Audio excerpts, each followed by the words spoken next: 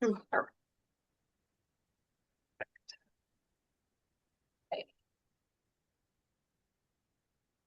We good, Lisa? Yes, ma'am. We're recording. Okay, great. Thank you, everybody. Good morning. My name is Erin Sullivan. I'm policy analyst with the Department of Labor and Industry, and this is the Sunset Subcommittee for the Licensing Reform Task Force. Thanks everyone for attending. I'm going to kick things off today and starting with roll call and introductions for the task force members and staff. Before that, I just have a couple of housekeeping items. So if everybody could mute themselves, it will help with feedback, and only unmute yourself if you're speaking. And please raise your hand if you'd like to speak so the chair can recognize you. We have a lot of people on the call, which is great. We will be taking public comment at the end of the meeting. So if you're a member of the public, thank you for being here. Please mute yourself, and when the committee gets to part C of the agenda, the chair will call for public comment, and you can then raise your hand. We'll call on you. And then for committee members, just a couple of quick things. I did send reimbursement forms with your meeting materials a couple days ago. You can just go ahead and send those back to me for this meeting and any other meetings that you've attended for now. We're working on a process on who's going to be handling the reimbursements. But for now, just go ahead and send those to me. And when I have more information on who's going to be handling those, I'll get that out to you. And then I also sent out an email yesterday on some travel, like just some feedback on the travel meetings, the dates and places that you'd like to go to. And if you haven't responded yet, if you could get that information back to me as soon as possible so we can get that scheduled, that'd be great. So I'll go ahead and take roll, and when I call your name, committee members, if you could just introduce yourself, and then we'll go from there. So our first co-chair, Alan Lloyd.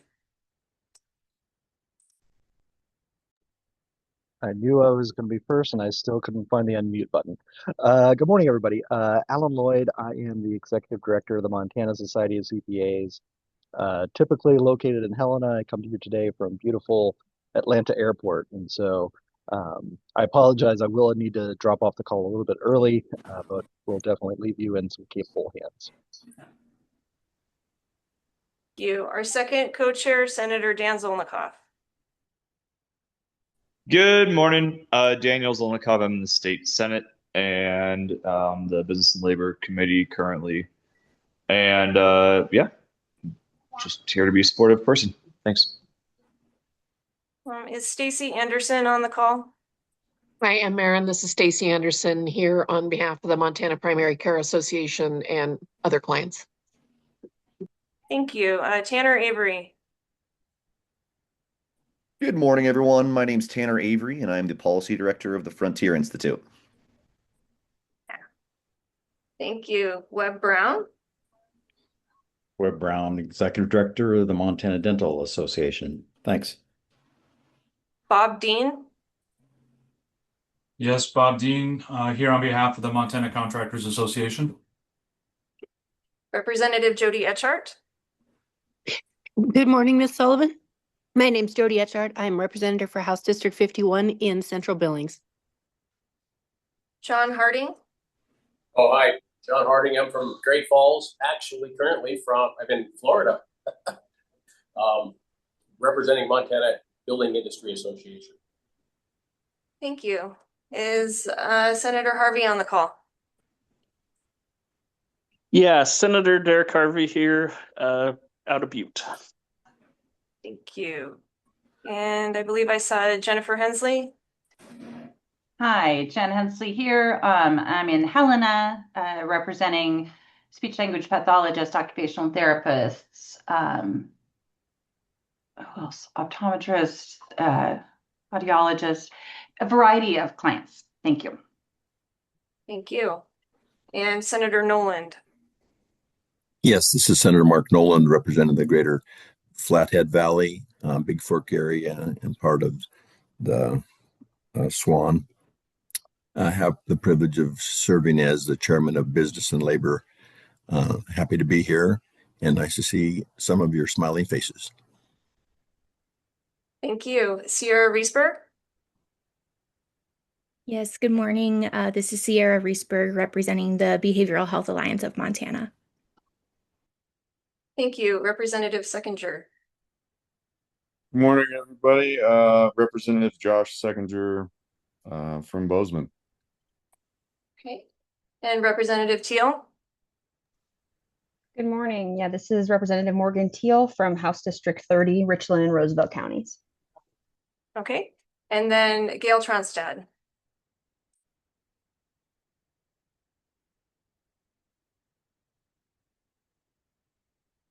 Think I saw her. Oh, you're muted.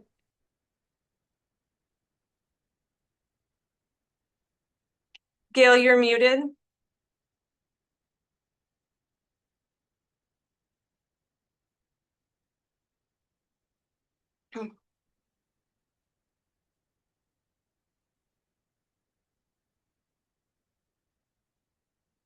Lisa, is there any way you can unmute Gail? Okay. There, I don't know why that didn't take. I'm sorry. I'm the public member on the Montana Board of Pharmacy. Gail Tronstead. Thank you. Jennifer Stallcamp? Good morning, Jennifer Stallcamp, DLI Legal Counsel. Okay. And Lisa Patzer? I'm here. Thank you, Miss Erin. Oh, I'm support. Whatever. Okay. Lisa's our technology person. She's running the Zoom. It was very hard to hear her. Okay, and finally, again, I'm Erin Sullivan. I'm the policy analyst and lead staff for this subcommittee and the task force, and that is your team. So with that, I'm going to turn it over to one of the co-chairs, Alan Lloyd. He is going to be facilitating this meeting, and as he mentioned, he is at the airport. He's going to board a plane, and so if he has to drop off, then Senator Zolnikoff will pick up. So with that, I will turn it over to you, Alan. Well, thank you, Erin. As looking at our agenda, I think this takes us to letter B, and the goal here is just to identify the key issues and goals. And my hope is that with this, we can all just kind of contribute what our thoughts are heading into this. So letter A is subcommittee member topics, and so I would open the floor to others that have topics that you feel are important for this group to tackle as we start our journey.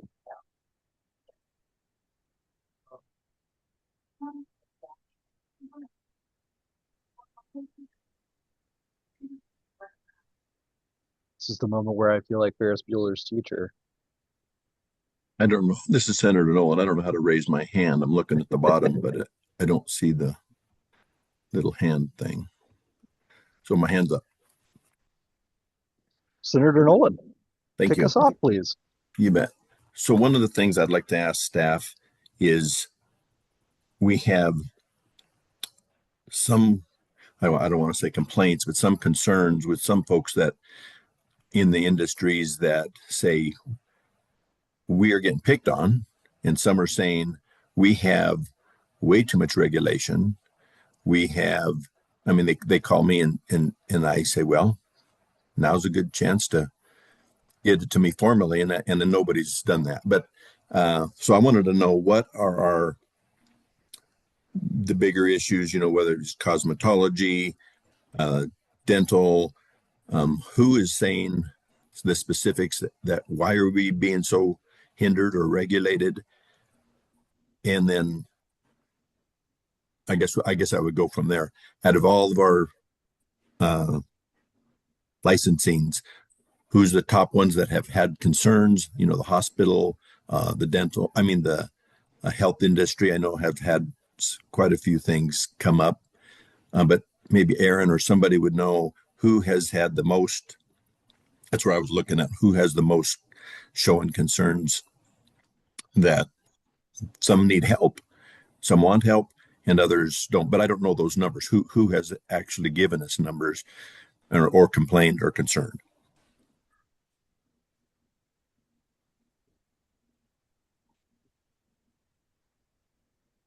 Aaron, I'm just going to ask a question out of ignorance. I know that each of the boards has a complaint process, but that tends to be bringing a complaint against someone who is licensed for some issue to be, looked into by the board.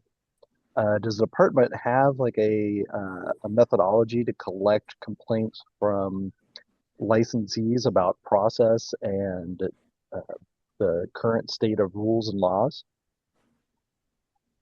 Uh, yes, thank you, Alan and Senator Nolan for the feedback, and I'll try my best to answer this, and then I will send it over to Jennifer because she is more of the expert on this. So you're correct in that the complaints that go through our compliance process are complaints against licensees. And so and we do have, I will give spoiler alert, we're gonna come up with a webinar series for the Compliance 101 will be part of a webinar series that we're developing as promised by Commissioner Swanson in the full task force meeting. So that won't be for a couple weeks. We're developing it, and you'll learn all about that complaint process and the compliance process for that. But that is specific against a licensee. As far as regulations and that kind of stuff, on our website, we have a rules page. And so for the administrative rulemaking process, any rules that are proposed by the board or the department, if it's a department program, that it goes through the Montana Administrative Procedures Act. And we have a whole set of rules that we have to follow through statute that the public gets to put in comments, and they can, so that on our website, there's a form that they can fill out and say, I agree with this, I don't agree with this. And they can also provide ideas. If there's ideas on things that they want to see or they don't agree with, then the public has the right to and the ability to provide those ideas on our website. So there is that. As far as collecting that information and having it, I don't know if we have that or anything like that. So I'm going to pass this over to Jennifer if she could enlighten us a little bit more. Sure. Thank you, Mr. Chair, Ms. Sullivan. Jennifer Stallcamp for the record. Each of the boards undergoes a semi-annual review of their statutes and rules, which is publicly noticed as part of their agendas. Public is welcome to come make comment at that point, but I don't know that we've ever compiled that across the department. To answer Senator Nolan's question, it tends to be largely, board specific. Mr. Lloyd can tell you that when he identifies an issue with the accountants, he goes to the accountants board.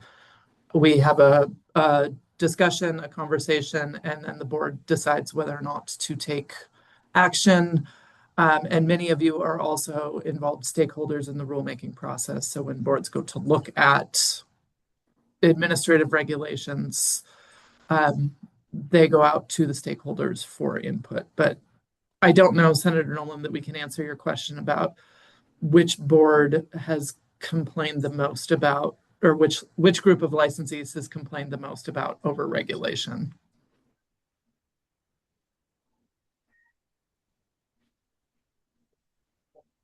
Thank you, both of you. I'm just going to throw something out there as when I was initially invited to chair the subcommittee.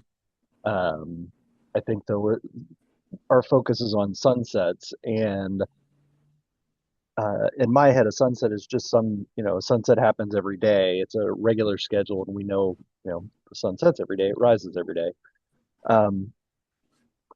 But from my standpoint, I think that having some regular review of both the laws and the rules for a professional licensure in the state is a topic that somewhat makes sense. You don't want to have things that are perpetual that don't get a review.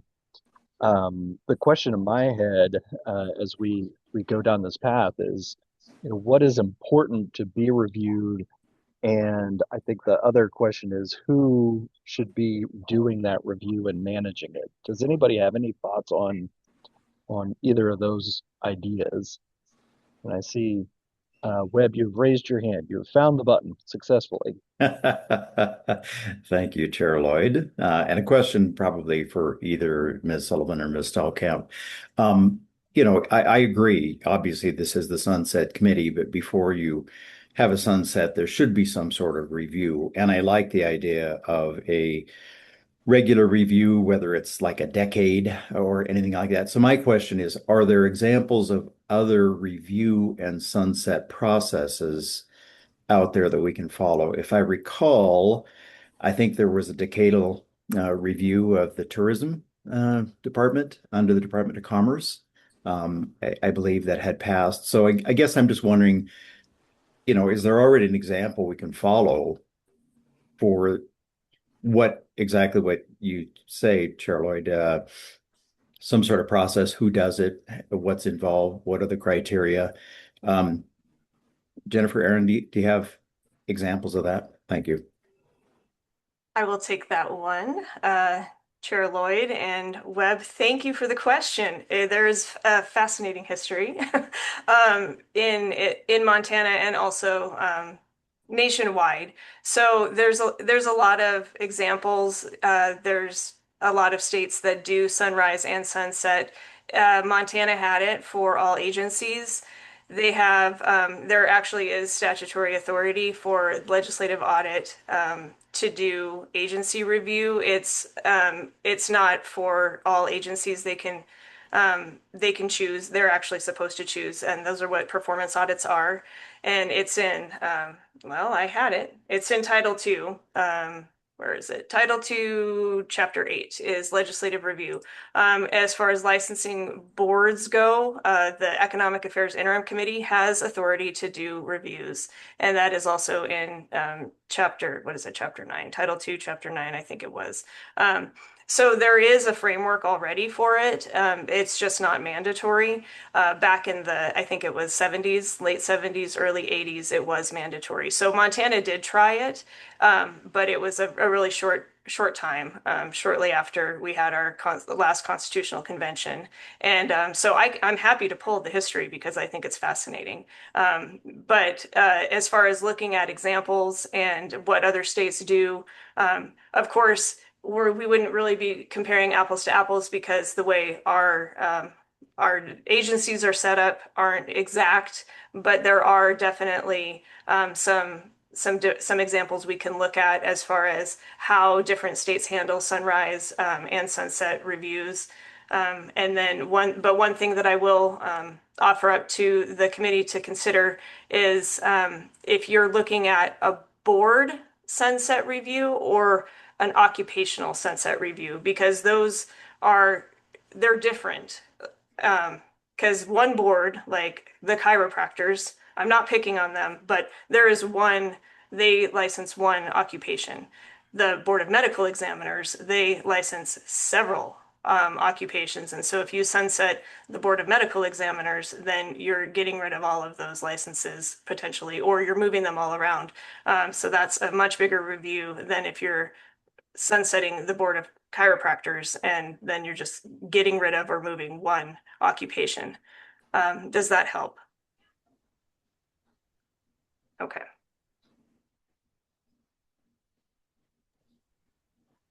And I guess I would just chime in before we move off of Webb's question.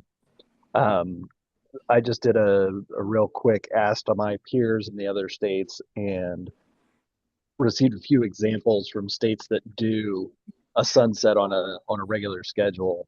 And the fear I have, and it's one that we'll need to address as we go through this, is, the worst example would be California, where in California the Board of Public Accountants submits a report that's around 200 pages every, I think it's 4 or 6 years. That's clearly, that is a lot of work, and I don't know that it would be worth the effort. But there are other examples that are, more reasonable.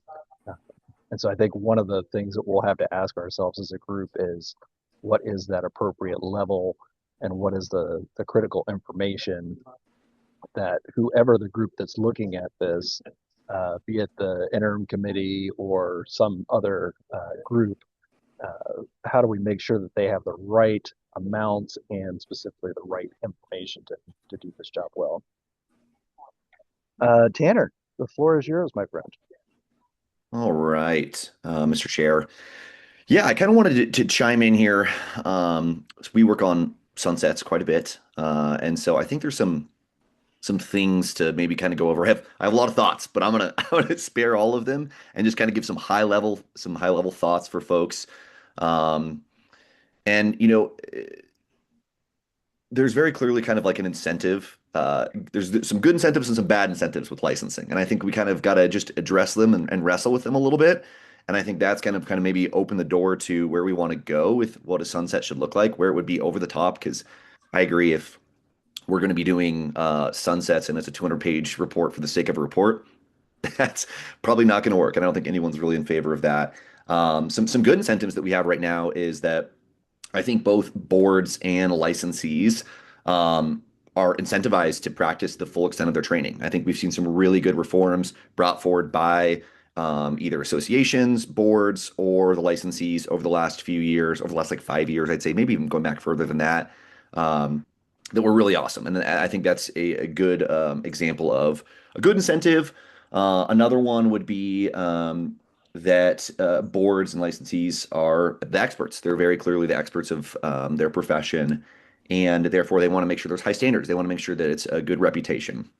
Some of the kind of negative incentives, and this is not to call out anyone. I don't think anyone has malintent, so I want to be very clear about that.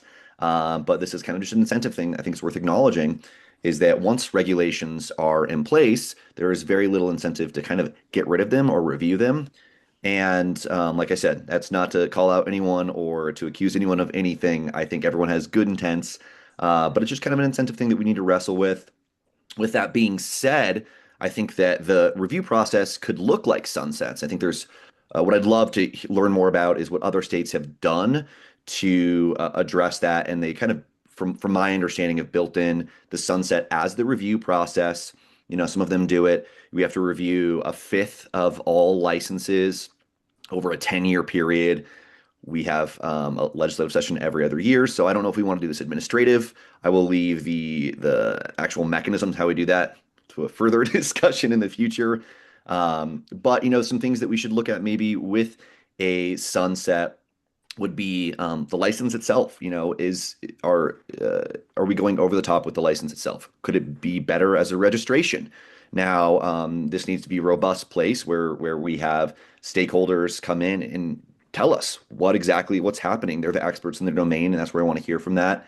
But the other thing that is, I think a really important thing, and it's laid out in the executive order from Governor Gianforte as well, is what are the requirements within the license? And are they upholding health and safety and welfare, or do the practitioners of whatever career it might be, do they feel like that this is a unnecessary one? Is this the least restrictive way that we can go about this? And so maybe having some sunsets there. And I think we might find through that process that some of these are very justified. We should protect the public. We should protect people and make sure that we have good incentives for license holders to protect the public. But we might find out that, hey, we actually don't need this requirement. And having that intentional review process, I think, is a good place to go. Where we end up, what is the structure, how we go about this? I think there's a lot of room for discussion, but there's just kind of my high-level overview for now.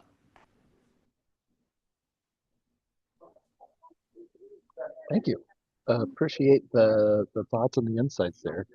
I think the thread I would pull is that Aaron, as we move forward, definitely some evaluation of other states and how they do these things.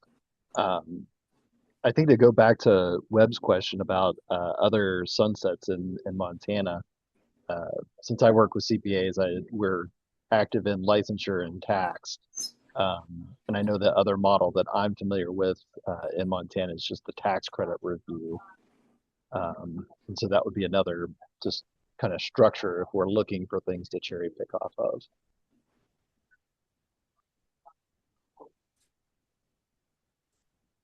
other members of the group have thoughts? I noticed that at least on my screen, the raise hand is under react.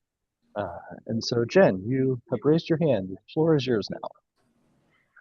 Thanks, Alan. Thanks you other members as well for the comments and the insight. I don't believe any answers will completely eliminate any of our questions today. And I am particularly sensitive to the fact that this committee specifically has raised what I feel is the most concern with the general public, at least from those who have contacted me about this subcommittee and the general task force.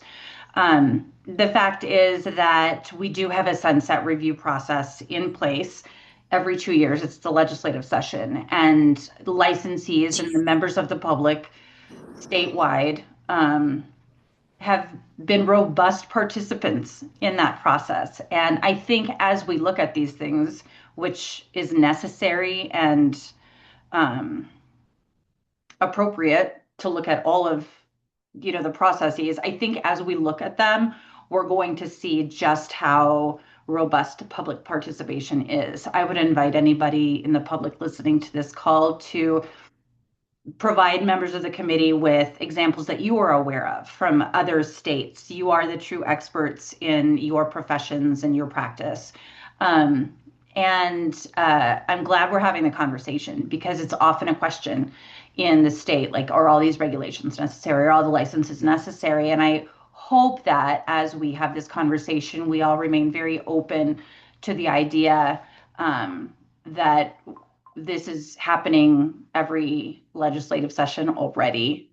Business and labor is full of licensure issues every session. And so I think it's a great process as is. I understand some want to see a more formalized, maybe a quantification of how many reviews have been done.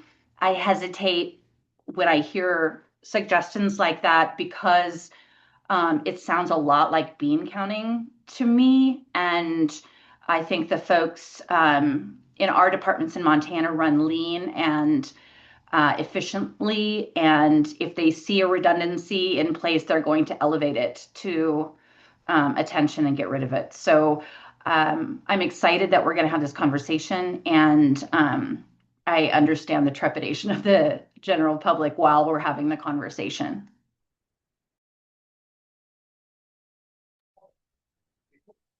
Thank you, Jen. One of the things that was highlighted to me as I agreed to co-chair this committee was that in many places the term sunset does not involve what I believe to be the scariest part, which is just if you don't pass something, it doesn't come back. Or if you don't pass something, then that thing is removed. And I think that is as an association executive and representing a profession, that is quite scary. But I think the other way that this term has been used in other places is just that it is a regularly scheduled review.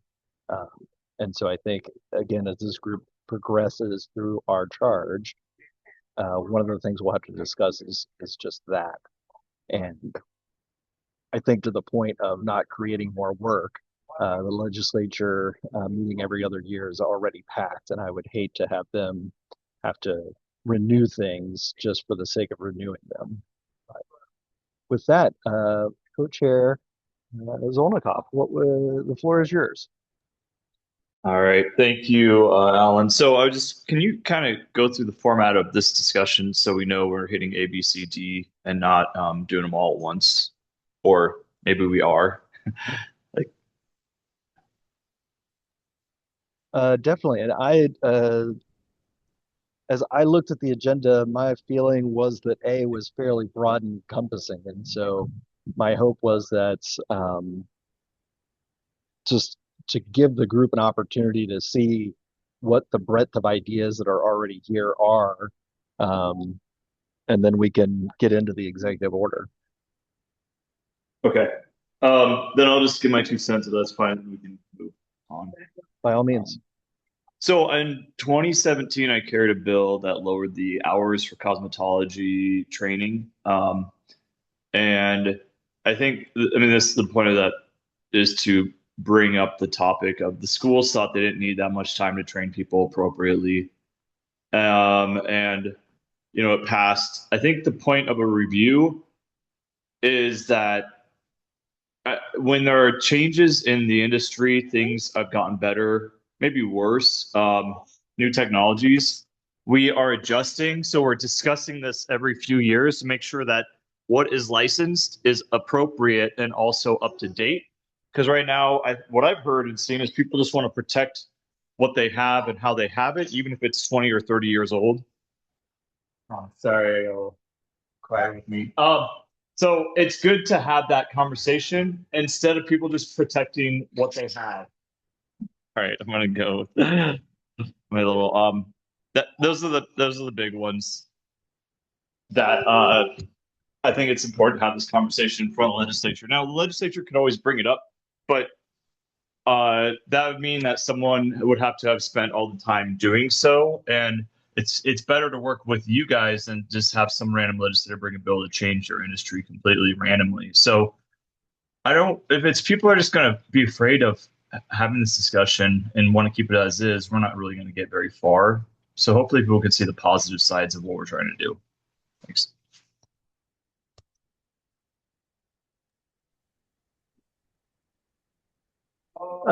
Thank you, Daniel. Dan, and I guess my gut reaction to that is that we were given a subcommittee, and I think if our subcommittee came out and said, "Nah, let's not do anything," that does not meet the charge that we were given. Other just general thoughts from the group or things that you want to make sure that we include as we continue on our journey? Other issues you might have, concerns you might have. Did my hand get raised? I thought I hit it. Senator Nolan again. Senator Nolan, your hand didn't raise, but I saw clapping fly through the air. And so okay. Well, I have either another way, the floor is yours. Thank you.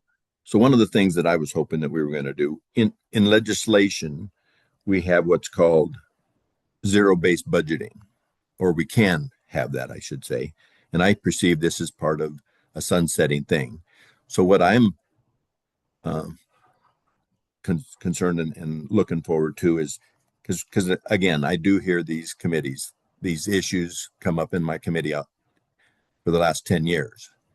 So I do like the governor, I want to see what are we going to do. And I want to have my suggestion and the thought I have is I want to have all these boards and or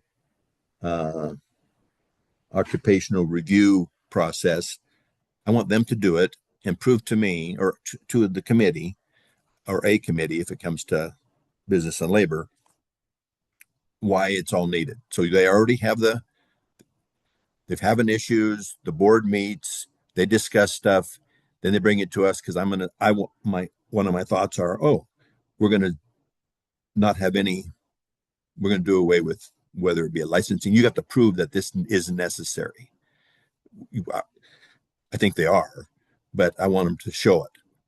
Because sometimes people or industries and boards get lackadaisical. I'm on like 7 different boards.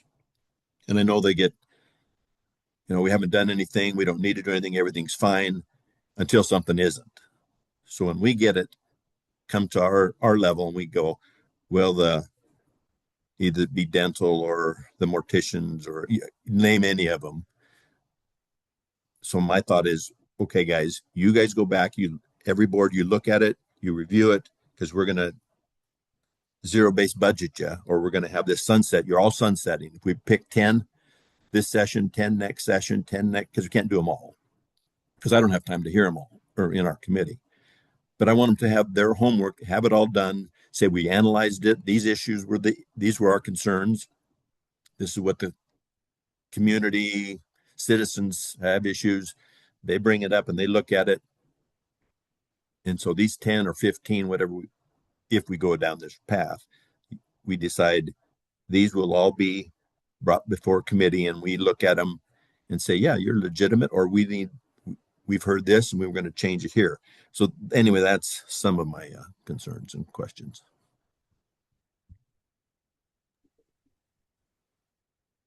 Thank you, Senator Nolan.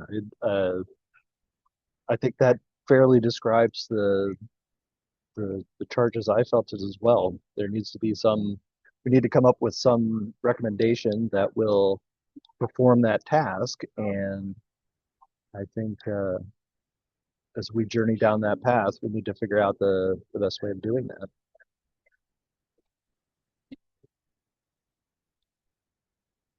Any other thoughts from the group? So John Harding, once again, are there, how many boards are there? Who would give me that answer? Being reasonably familiar with contractor registration / licensing, the Department of Labor really didn't want to add any additional boards to that. Does 15 sound right in that neighborhood? Or are there more than that? There are, oh, my apologies, Mr. Harding. This is Jennifer Stallkamp for the record. There are 24 licensing boards and 14 licensing programs administered by the Department of Labor. Okay. So of those 24 boards, do they administer all of the businesses and industries in Title 37? All covered in Title 37? Most of them. There's the occasional outlier. The emergency care practitioners are in Title 50. The well drillers, I think, are in Title 37 and are not a board under the Department of Labor. So I do believe that most of the boards are in Title 37. I'm sorry, go ahead. Go ahead. So what I was getting at in my questioning is not question, but I know that from the contractor aspect, and I know that we've got a meeting next Friday to talk about this, and it's probably more of a topic that we should be discussing there. But as we started our meeting, I'm wondering what industries are negatively affected by Title 37 in the way that they're performing right now. I know that contractor registration / licensing, we went through a process at legislature this year, and it consumed a fair amount of time in legislature. And we wouldn't want to have all of those businesses in Title 37 having that type of review on a every couple year basis with a different legislature and a different group of people that are looking at the same thing. They're looking at an existing license / registration / requirement, and all of a sudden during the review, there are 15 other items that get added to, cumbersome items that make the licensing process more difficult. I think when the governor was talking at our meeting last week, I think that he was very interested in not having the legislature be consumed with all of these license requirements.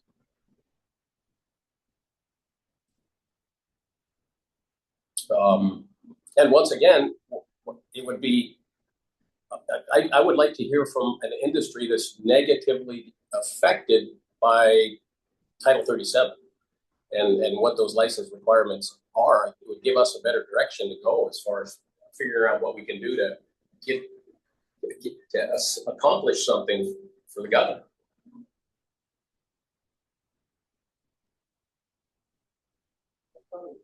Thank you, John. I'm just gonna give a personal example here, in that with the CPAs, we identified probably 4 years ago that we were not creating enough, and so the demand for CPAs was not meeting, the supply was not meeting the demand, and we needed to do something to address that. And we just looked at the rules around initial licensure, and came together as a group and said, what makes sense and what can we do to help here. And then during last session, we were able to pass a bill that added a new pathway. And I think this goes back to what Senator Zolnikoff said as well. As technology changes, as the world changes, it's critical that licensure change as well. And so having a process to evaluate these things is important. And I think one of the concerns I have is if the process is built around, complaints being submitted either by the public or by licensees, uh, you could create an incentive where folks go, well, hey, as long as we don't say anything, we'll continue to be licensed. And I don't think that's the intent either. I think the intent should be to have a regular review so that that doesn't happen.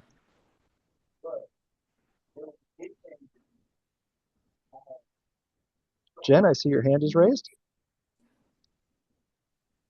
Thanks, Alan. I'm trying to remember what pressing thing I needed to say out loud. I think it was in response to Mr. Harding's comments. And I just wanted to elevate that my memory tells me that we've received a list of the boards and programs under Dolly right now. Jennifer, would you nod your head if that is one of the pieces of information that the full board received after the first meeting? I do not think Ms. Sullivan has sent it out yet. Okay, we've received so much excellent information. I just have not had a chance to fully digest all of it. Not enough hours in the day. And I think Mr. Harding's comments are absolutely on point that when we do get to the point of sifting through this at the legislative level, it's consuming. And most of these topics in front of Business and Labor, and Senator Nolan has years of experience with this, that's for sure, are pretty contentious because these are people's livelihoods. And I just keep thinking of that stat that the commissioner mentioned at our first meeting. I don't know if I'm going to get it right, but I'll try to. Didn't she say something like 35% of Montana's workforce is licensed by this division? 34% needs this division's processing in some form to go to work. And in my mind, that means the rest of the 65 kind of depends on that as well, because I certainly, at the very lowest of priorities, would be up a creek without my cosmetologist. And this morning I visited an excellent radiologist. So we've got soup to nuts in there, but I think the lean of 24 boards with more programs is a pretty fair number. And I think that we're doing a great job. And so I'm really excited for this conversation, if nothing else, than to, dot some I's and cross some T's about how well the department is doing right now.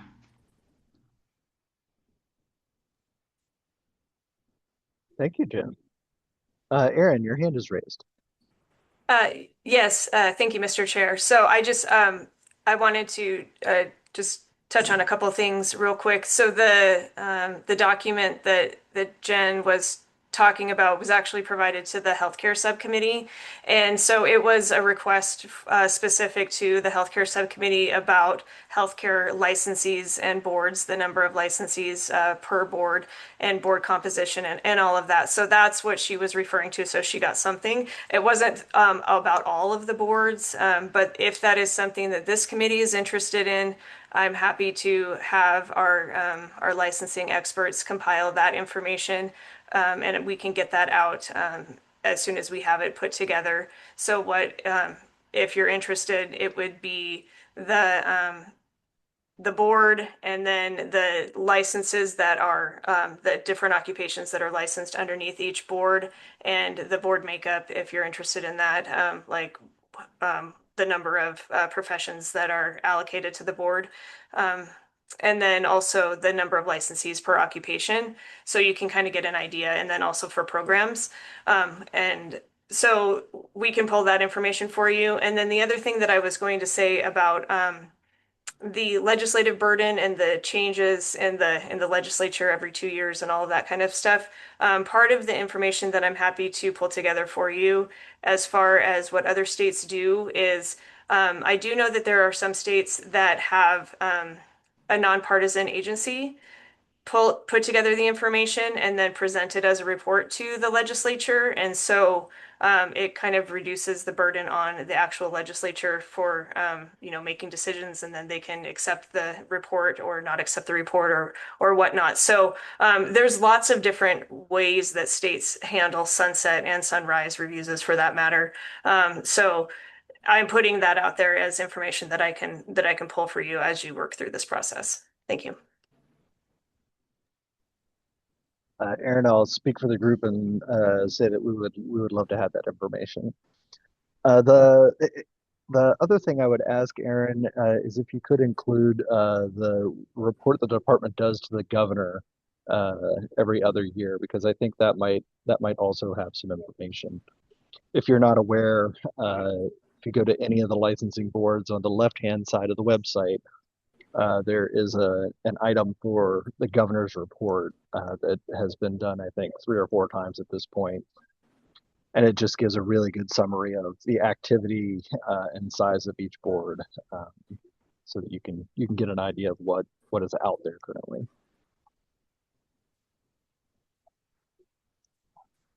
Before we move to the executive order initiatives, we've had a few ideas of information that we would like to have. Are there other ideas of information we would like to have as a group to help us in our work?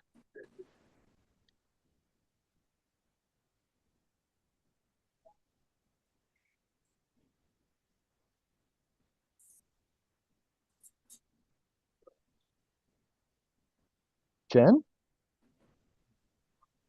I was trying to think of like an obvious elimination of a licensing category, and I could only think of buggy whip makers. But historically, could we find out what licensure has gone out of vogue or is no longer necessary? What regulations have been in the past sunset? So we can have an idea of historical precedent. Are you wanting to know just in Montana?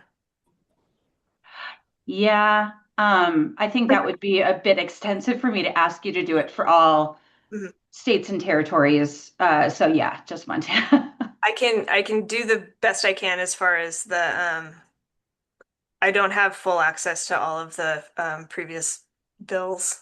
Yeah, and whatnot, but I do have some access to some really good information, and so I know of some that have been repealed, and I can provide that in a little bit of a legislative history for you. And I think given the accelerated timeline that we're using for the process, I'd also make that request of any member of the public who's listening, because I know that there's some institutional memory out there that predates all of us. So I would welcome any of that. Even hey, I remember in the 60s something might have happened, to give us direction.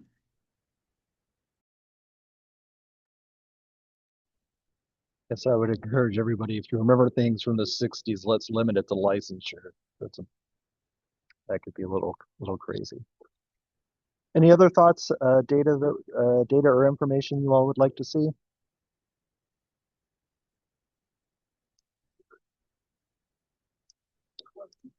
I'm sorry, I have just a clarification question, Jennifer or Jen Hensley. Do you want occupations or boards that have been repealed, or both, if we can find it? Yeah, I mean, I think anything that gives us a flavor of this is a triggering event within the industry or the occupation that would suggest the removal of the need for regulation. And then I think I'm also able to, I think I recall finding some combinations, like some, how we consolidated some boards recently. Yeah. I think there was some stuff that happened in the past on that too. So I'll do what I can to find find information for you guys. Yeah, elimination or combining. Yeah, good point. Thank you. And Aaron, I'm going to add one more thing to Jen's. For those that are existing, just maybe the date they were created, to give us an idea of how long they've been around. I do Senator have that Zolnikoff. information, so yes. Senator Zolnikoff. Yeah, I just want to say, I obviously you can tell who's more pro in this conversation, and people like Jen who are more against it think licensing is great, except for antiquated 100-year-old buggy licenses, which don't exist. But I think the other thing is licensing itself and the concept of putting in law and forgetting 20 years is a very antiquated concept itself. And we could be looking at new methods or utilizing new technologies, which current licensing is restricting because of the barriers to entry again.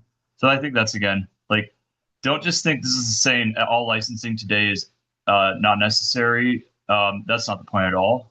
Most of it's, you could argue, is. But again, that conversation should be had. That's the whole point. So if we're just going to make a point that, of course, a third of Montanans need to be licensed, and I'm so happy they are, then again, this board will go nowhere, or at least it's just going to be an argument. But hopefully, we'll see that licensing itself, there's got to be a better way than having things in law that industry wins and they protect their laws for 20, 30 years, even if those laws are outdated and no longer positively benefit consumers because now there's a lack of choice, options, and new technologies being implemented. That's the whole point.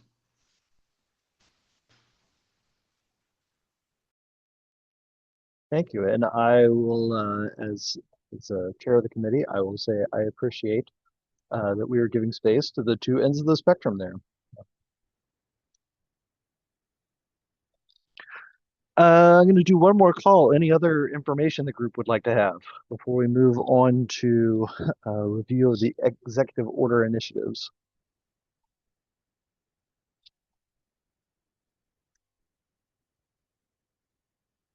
All right, hearing none. I just, for reference, am looking at page 2 of the worksheet that we were sent, and it appears that someone has already taken a helpful stab at whether this subcommittee should or might consider each of the initiatives that are on the governor's executive order. Does anybody have, if you have not taken a look at that list, I would encourage you to take a moment to look at it. Does anybody have any thoughts on any of those that could be incorrect in your view? Alan, to clarify, are you asking for us to review the accuracy of whether it's under our purview? Is that what you'd like to make sure that the grid is correct? Like, yes, this is a question for the Sunset Committee?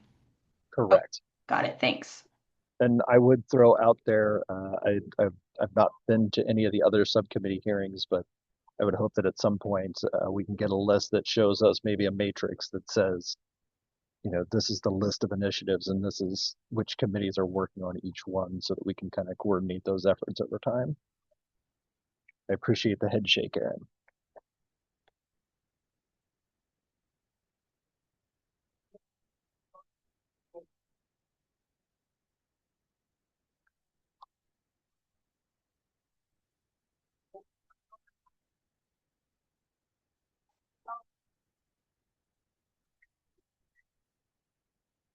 And I'll apologize to the group. I too am reading these possibly for the second time. So just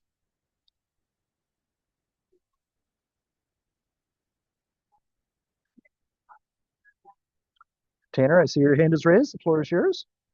Thank you. Yeah, I don't know if this is so much a critique on what our purview should be, but I will flag that, a lot of the sunsets, whether they're done by the executive branch or the legislative branch in other states, and I know we're going to go on a pathway to learn kind of what all of our different options are, but a lot of them, or at least some of them, I should say, they do very much tackle whether the requirements for licensees is the like least burdensome way to go about it, and whether it actually furthers public health, safety, and welfare.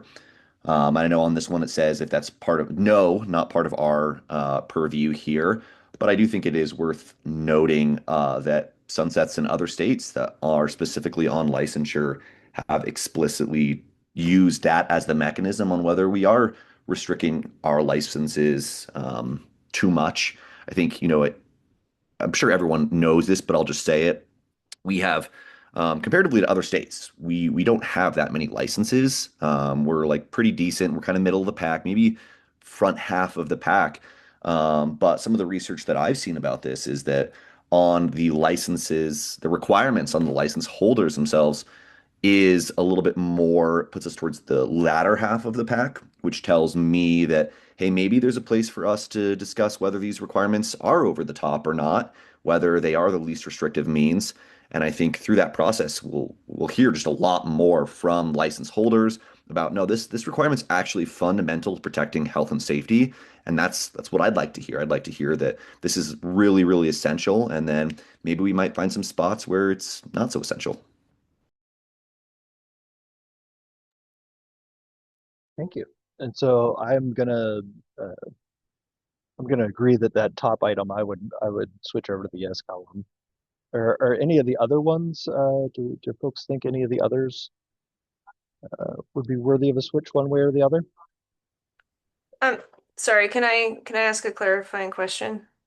So the top item says the unregulated practice creates public harm. So we're reviewing the sunset review is regulated practices. It's fine if you guys want to add that one, but this I just wanted to clarify that. That is a excellent question. Tanner, you have your hand still raised? Yeah, I think it's a little the text here and the call of the executive order is a little bit different than I think what the executive order itself states. So where I'm referring to is one of the whereases. Let's see here. Let me see if I can find it real quick. Whereas professional licensure is intended to protect public health, welfare, and safety, but as licensure is expanded, there has been no comprehensive review of existing regulations to determine if they are narrowly tailored to achieve that objective while avoiding unnecessary barriers to the provision of professional licensure. So that's where I'm like not quite sure if that captures the synopsis or the summary here we're looking at captures that intent fully. But to be clear, I'm speaking of that whereas specifically. And I guess I would just add in there that I think as we're considering these things, that kind of top level bar be something that we retain in our awareness. Webb? Just to maybe clarify for Aaron or at least for myself as well, I agree. I think the first one should be because if we choose to sunset or allow a sunset of a regulated practice, then it becomes unregulated. So I think that should be a consideration in the process. But I agree, looking at everything that's unregulated out there now, no, that's not part of this group's mission. But if we are to choose to allow or create a process to sunset some regulation, and I think Senator Zolnikov makes a good point too, that maybe it's the sunsetting of a specific requirement within a board instead of just eliminating a board as well. Just a couple of additional items there. Thanks. Thank you, Webb. And as the two of you were talking, the other thought that popped into my head was if we create some evaluation methodology to apply to existing, that would probably be a very good starting point if someone were to propose a new profession for licensure. And so this could have a broader applicability than just to look at existing.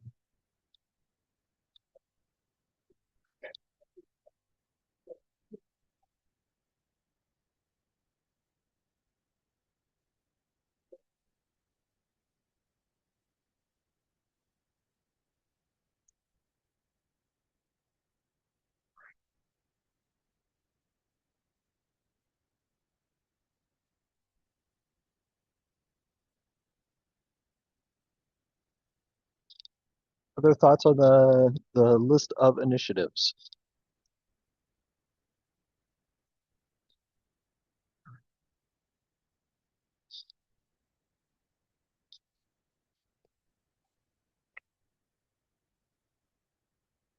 I am, just for my own sanity, going to read off those that we have under our purview. Whether the unregulated practice of an occupation or profession creates a direct, immediate, or foreseeable hazard to the public health, safety, or welfare. If there is a public benefit provided by licensure. If licensure significantly increases the cost of the service to the public. The scope of practice for a profession is readily identifiable and distinguishable from the scope of practice of other professions and occupations. If qualifications for licensure are justified, and then if the public support exists for continued licensure for each profession, and if the board should implement a sunset review of licensing boards.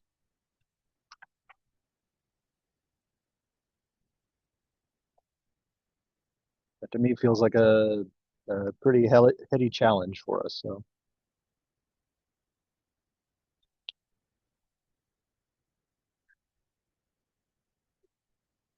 So I am checking B off of our list, and that takes us to C, which is identify top priorities. I think we've mixed some of this in earlier conversations, but would members of the committee like to share your priorities as we start this journey?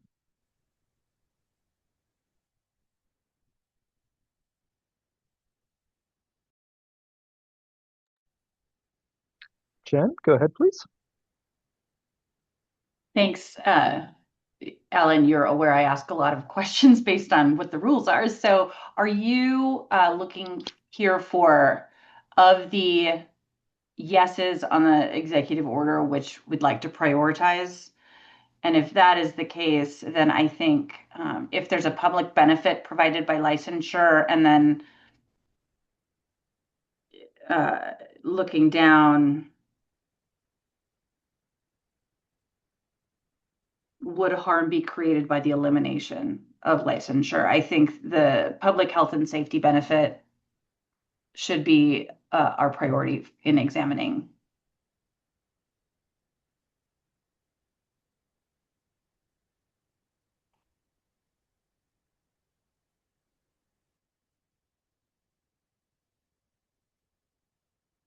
I am. You asked me a question. I was not answering it. I apologize.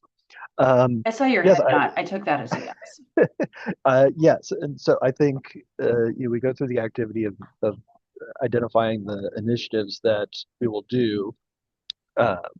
Next step, just kind of prioritizing those just as we start to work on some of these things. There could be trade-offs where it may be beneficial for one of those initiatives and negative for another. And so if you all have thoughts on how we would order those as we evaluate concepts, that would be helpful. And I'm going to highlight one other thing that Jen had in her comment there, and that is that the two things she identified both involve the public. And I think as we go on this journey, the public needs to be top of mind, as they are the folks that are actually impacted by these things.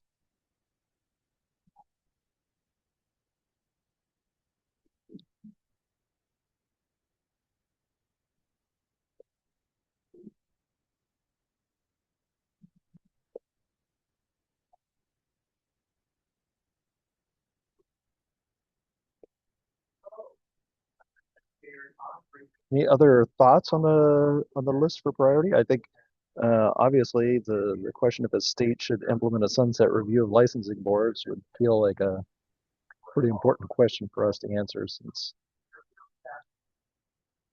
our subcommittee has sunsets in the title.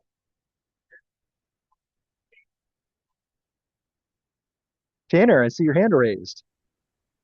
Yes, I guess I'm going to be doing a lot of hand raising.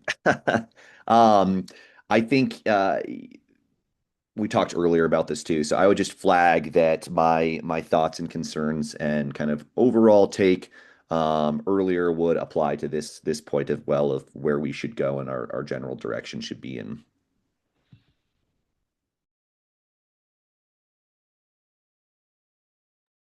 Which I'd be happy to say again if needed, but I think everyone remembers what I said a few minutes ago. Thankfully, Tanner, you're not talking to a group of goldfish, so.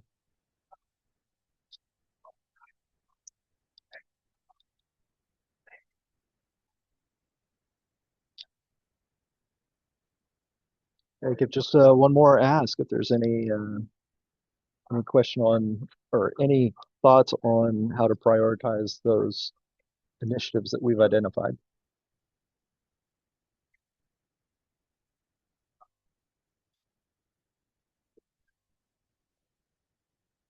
Okay, hearing none. The next item on our list is outline plan to address the topics, and with that, I think the question at hand is how would this group like to organize our work as we move forward? Yesterday we received a list of dates for meetings, and so just as we look at what time we have left available, how would you all like to go through this process? I will share that in discussions with Aaron, what I was really hoping for us to get out of today was a plan and then just kind of a list of the things needed to tackle that plan so that we can somewhat know where we're headed and have our supplies and we could just start our journey. Apologize if you all are tired of me saying the word journey, but it feels like a fitting word for what we've been charged with.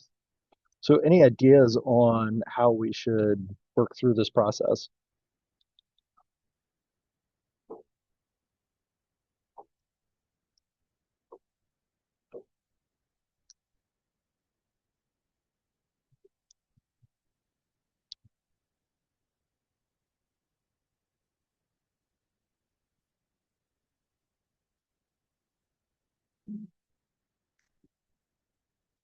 Stacy. I've been listening the whole time, I swear. So one of the things that really captured my interest was the possible inventory that we might be getting from Aaron about the boards, the license, like just the data, right? And then any of the information that Jen then requested around what has been sunsetted in the past. Where have there been situations where folks have moved from a board oversight to a programmatic oversight or completely sunsetted? And then just because I'm a linear human, almost just go through the boards and think about what's already in play. Are these settled licenses? Is there's a reason there's a licensure instead of a registration? Because I do think there's a dramatic difference between, a physician license versus a complex pediatric care license. It's just dramatically different. And I think that's how I would organize my thinking, but I would be open to other ideas.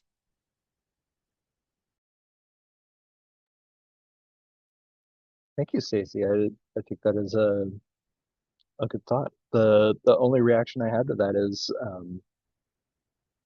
if we go through that process too thoroughly, then we'll do the work and there won't be need for a sunset because we will have just done it ourselves. And maybe that is the process. Right? Honestly, like, do we add this administrative burden to DLI without additional resources? Or is this something that a task force tackles every 6 years or whatever, right? I don't know when the last time it was done in mass. But I mean, a lot of smart people in the room, a lot of public comments sitting here. And I think it's a process that doesn't, it's not the hotbed of the legislature, right? Where you're trying to get something done in 90 days.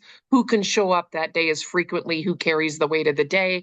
And maybe that's not always the best process for some of these professional licenses, but that's just been my experience at times. Outstanding. And I would say shared experience.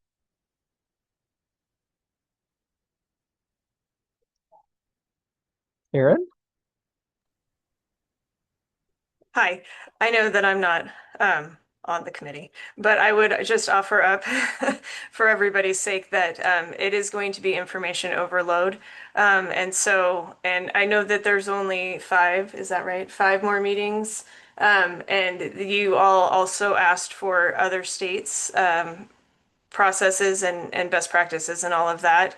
So I would suggest the next meeting be kind of like a little Montana history lesson. And then possibly the April 24th meeting be what other states do. And from there, perhaps then you can learn about, because part of the Montana history, there was actually an economic affairs about 10 years ago. I think it was about 10 years ago. It might have even been 15. They actually had a huge interim study on licensing boards and sunrise, sunset reviews. And I can talk about that at the next meeting. So there is a framework in place, and so you could also look at that. But then maybe the May meeting, you could start diving into more of like the board specific stuff. And from there, possibly talk about potential solutions. So that could be your next 3 meetings. But I would look at the amount of information you're going to get is going to be a lot. And for maybe only having about an hour's worth and then the public comment, that might be all you will want to handle. That's all. Well, Aaron, I will share, as Stacy was sharing experiences. We always appreciate the efforts of the staff in protecting us from ourselves. So I would ask the group for any reaction to Aaron's proposal there, that we learn in our next meeting, we learn our own Montana history, and then following that, we learn the broader what's going on in other states. See a thumbs up from Stacy. Yeah, this is John Harding. I agree with your comments completely because so far in this meeting, I'm really confused on what we're going to achieve going forward. So that sounds like a really good plan if we could have some information to actually digest and say, here's the problems, here's potential fixes. Outstanding. I'm seeing thumbs up. I have not seen any pitchforks. So I don't have a pitchfork button. Kidding.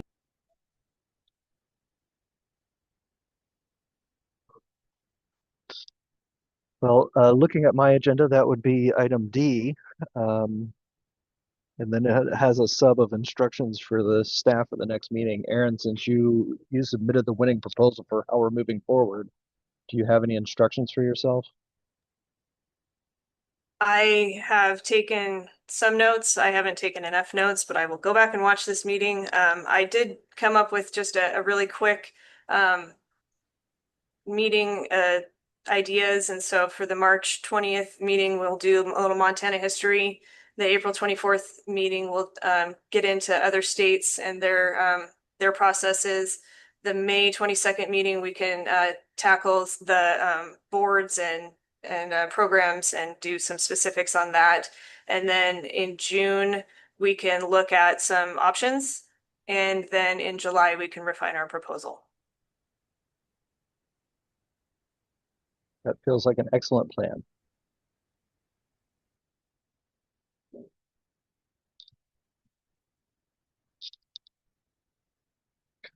With that, I believe the other thing that we have on the agenda is a public opportunity to comment, and I am going to ask Aaron just methodology here of how we would like to tackle that task. Yes, thank you, Mr. Chair. So you can go ahead and read the statement under C, and then if you would like to call on people as they raise their hand, you can do that, or you can have either Ms. Patzer or myself do it. I am going to read and then hopefully defer that responsibility. The subcommittee now offers the public in attendance an opportunity to comment on any public matter under the jurisdiction of the subcommittee that is not on the current agenda The subcommittee cannot act, but will listen to comments and may ask staff to place the issue on a future agenda. The chair may limit the comment period to proceed with the subcommittee meeting. With that, Aaron, if you would not mind, I think your audio was the best of the two staffers. So, and then the members of the public, if you could just raise your hand if you would like to submit, come off mic and comment. And again, for me, when I looked, it was under react at the bottom of my screen. Teresa Clearman. Hi, my name is Teresa Clearman. I'm a mental health counselor in Helena. My concern with this committee has to do with the way various people that are licensed are paid. You guys are talking about cumbersome. You know, if it's cumbersome, then maybe we should eliminate it. I think it would be helpful in the healthcare industry, at least, that you consider that healthcare providers are paid by insurance companies that set the standards for us, and the licensing boards go by those standards. And instead of just, and it's different from state to state as well. So instead of just, you know, making these decisions based on an opinion, you need to go out and look at what are the standards of the industry, what are the gold standards of the insurance companies.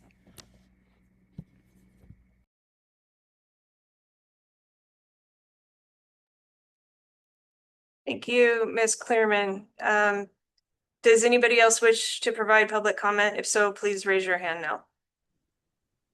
now. Aaron, sorry, this is Jennifer. If folks are on the phone, it's *6 on your keypad to raise your hand. Thank you. I did not know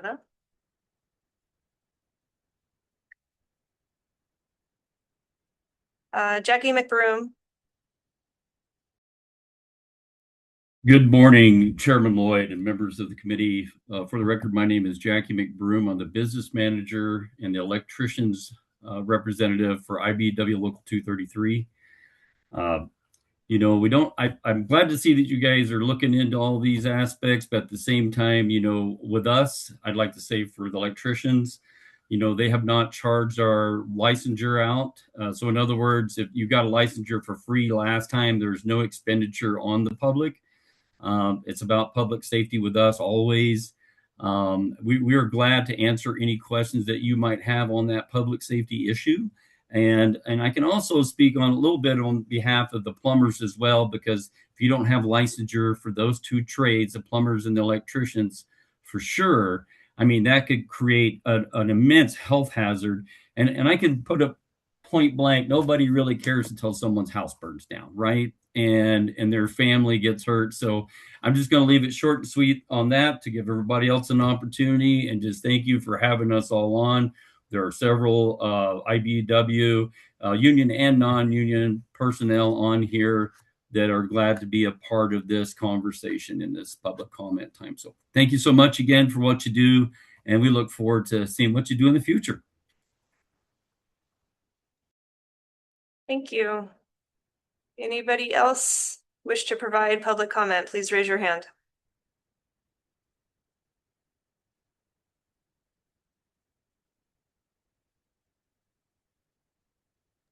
Okay. Aaron, what's the dial in to raise a hand again for the telephone? *6. Thanks. Thank you. I just had somebody text me. Okay, so we can wait just a second.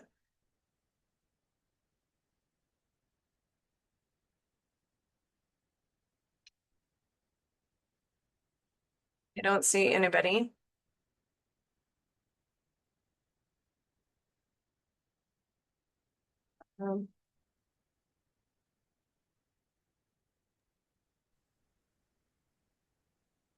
Yeah, I don't see anybody else raising their hand or.